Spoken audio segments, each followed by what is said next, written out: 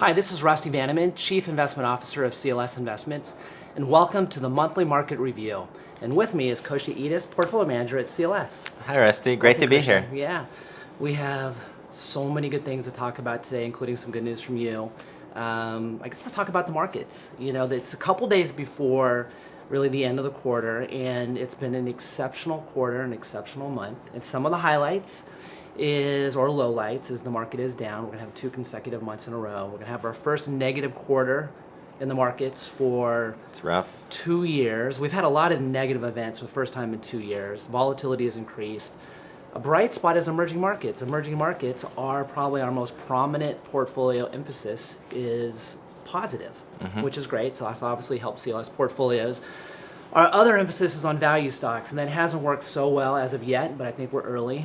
The bond market is down. I think a lot of people are probably surprised, though. The bond market has had a lot of attention, but it's actually outperformed stocks. And you know what asset class has performed best this quarter? I'm not sure, Rusty. Why don't you let me know? It's commodities. Yeah! Yeah, exactly. It's the beaten down asset class. So real assets so far are the top performers. So anyway, I think kind of this low return environment and higher volatility environment is probably upon us. You know, we've been talking about it a lot. Well, what is CLS thinking about some of our themes going forward on how to manage some of this volatility and some of these negative returns that we've seen? That's a beautiful setup. Thank you. So something we've written about a lot, of course, is our new investment themes. And our new investment themes are really 3 things. And basically it comes down to we are now in an expected low return environment for U.S. stocks and bonds. So a balanced portfolio in the U.S. probably is going to have a below average return, if not some of the worst returns in decades, potentially. So how can we fix that, or how can we enhance returns? 3 ways, 3 themes. First of all, be active, which means emphasize active management and go where the values are, and that includes international stocks like emerging markets, and it includes value stocks, again. So that's one area. The second thing is be smart. It's kind of our phrase for emphasizing smart beta ETFs and factor investing. And again, as we've written about, as you know, you've written about a lot too, is factors on average have added 2% of excess return per year, and in down markets is 4%. Of course, I don't think either one of us think it's going to probably maintain those averages, but it's still going to be positive, and it's still going to be an edge. And the third thing is to emphasize other asset classes, such as alternatives and real assets like commodities. So go active, emphasize factors, and use other asset classes. So yeah, I think those are the ways to do it. I love it. I like being smart. So, you know, actually, I have you on here for a couple of reasons, and you've done so much work in the latest rounds of quarterly materials. But one thing that you have made really prominent, because you've kind of found the research, is how often the market has a correction and how often it has a bear market. Tell us about some of that research. Well, as we know, in early February, there was a 5% correction followed by a 10% correction, and it created some sensational headlines. It did. Now, the question is, how normal are such corrections?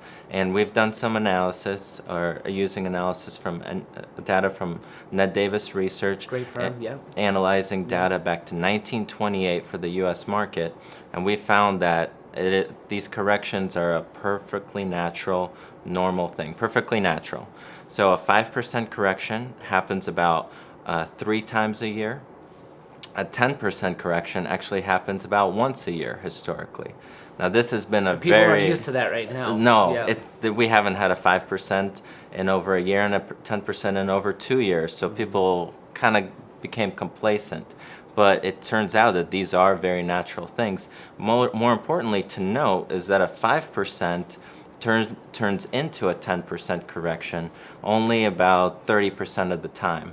And the 10% turns into something worse only 50% of the time, less than half actually. So what that means is these corrections don't necessarily signal a market peak, and there could be plenty of gains to be had. Okay, so let me take it another way.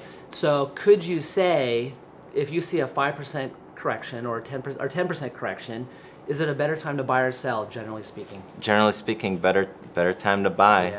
Yeah. Just the freight train just letting off a little bit of steam. It's almost too late to sell, you know, because returns are positive. I forget all the time, 12 months, 36 months, you know, whatever on, so it's all positive. So volatility is completely normal. And actually, you did some other work on something called the VIX index, which basically is kind of a It's an industry term. It's looking at expected volatility, but it basically captures the volatility environment really well. You did some research on that too. What were some of the takeaways there?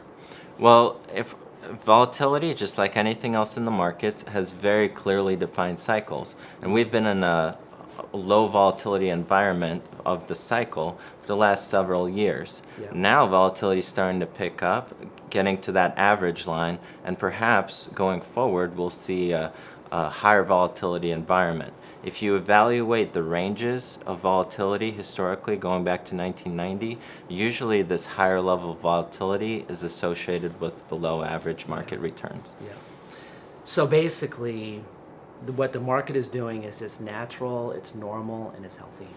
Absolutely. All right, so you have some good news. You have some exciting news, something that's just coming out. Tell us about that. Okay, well, Rusty, I would officially, for the first time, like to announce that we're launching a new strategy called Focused ESG.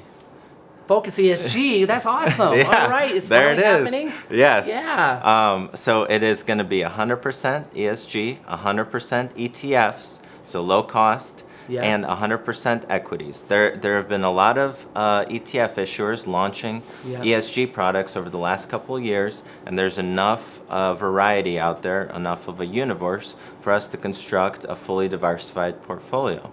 Now, what ESG is, for those that may not know, is it's a new take on values-based investing. The old school was SRI investing, which typically screened out sin stocks. And what does SRI mean again? Socially responsible investing. Yeah. So we're talking about screening out stocks like tobacco, alcohol, firearms. So usually you were getting basically market-like exposure for an additional cost, which means generally you would underperform over the long term. What ESG does, it uses an inclusionary screen to invest in companies that help the environment, promote social change, and have strong governance.